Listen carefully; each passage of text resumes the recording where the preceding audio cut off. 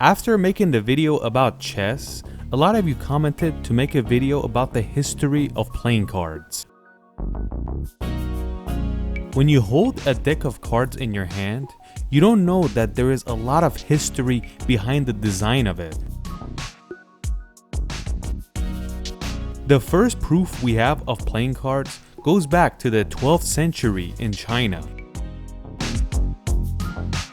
In the 12th century, the Chinese had a game called the leaf game, and they had their own style of playing it. And the way it was played had nothing to do the way it's played today.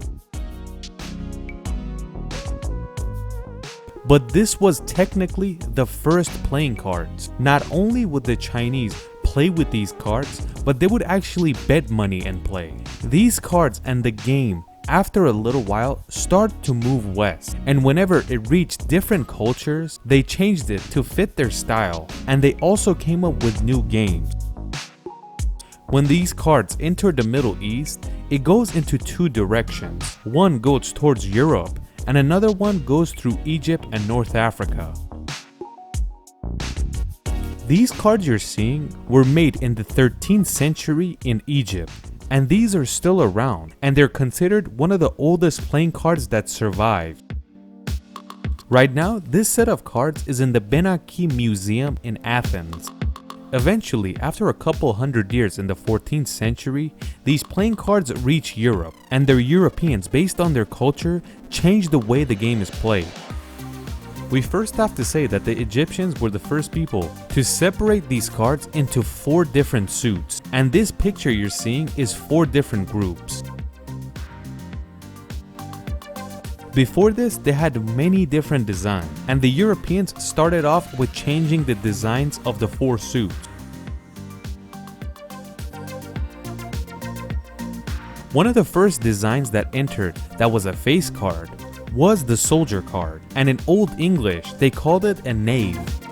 Knave was the first face card, but later they brought king and queen. In the corner of the jack, they would write KN, which is the short version of knave, and of course in the corner of king they would write K, and these two were very familiar, and that is why they came up with the idea to put a name on the soldier, and they came up with the name Jack, so now it says J on it. It had been a very long time that the game was played with only a jack and king, and there was no queen.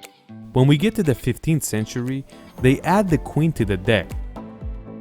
And it's good to know it was the French that came up with the queen idea, but they wouldn't call her the queen. They added a D, which comes from dame, and that means lady or queen.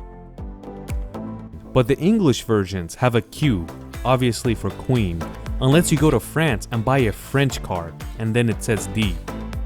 When the French added the queen card to the deck, they set the number at 52, and the type of playing cards we buy today was made at that point in France.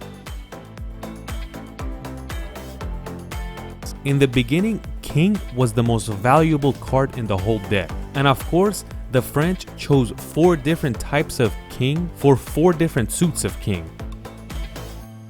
The spades is King David, diamonds is Julius Caesar, clubs is Alexander, and hearts is Charlemagne the French king. So since king is the most valuable, what's the least valuable? That's obvious, is number 1, but 1 is considered ace now. To understand this, we have to go back to the French Revolution. At around this time, the French people hate the king, and they don't like it that the most powerful card in a deck of cards is the king. That is why they turn 1 into ace, and that becomes the most powerful card in the whole deck.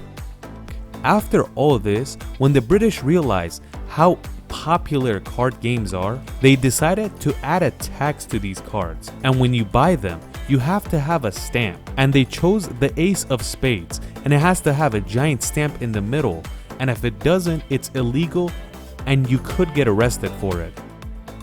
This stamp is in card history because to this day, the ace of spades still has a unique design, and usually it has the information of the manufacturer on it, not the stamp for paying the British taxes.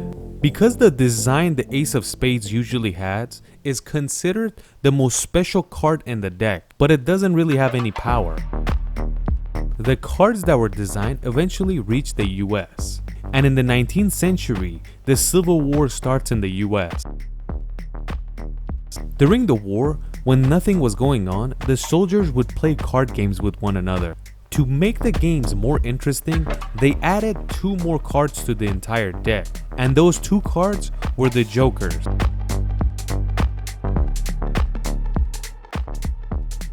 In the beginning, the Joker didn't have any special power, and it was considered another Jack. But later on, they created different games and used Jokers in different ways.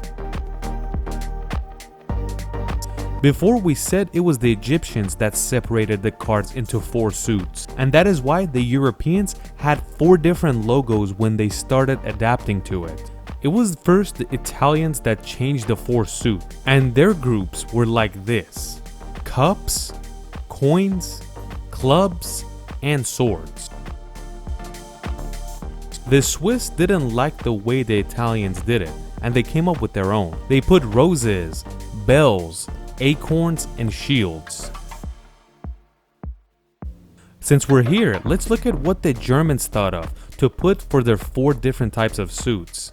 They were creative and they thought of hearts, bells, acorns, and leaves. But the French made different suits that is still used today, and their logo is still used to this day. They got the hearts, the diamonds, which they called tiles, clubs, which they called clovers, and spades, which is called pike or pikes. In the beginning, when you look at the pictures of the face cards, it was one way up, and if you held it on the other side, it would be an opposite image. But in the 18th century, French changed the cards once again, and they put them on both sides, and that means if you flip it, you still see it correctly. This was the history of playing cards, which started in China, slowly changed with every culture, and eventually it reached the United States, and it even changed over there. If you look at the history of playing cards, even the first day in China, it was mainly used for betting and gambling. And that remains to this day, even though sometimes people play casually, but most of the time it's used for gambling.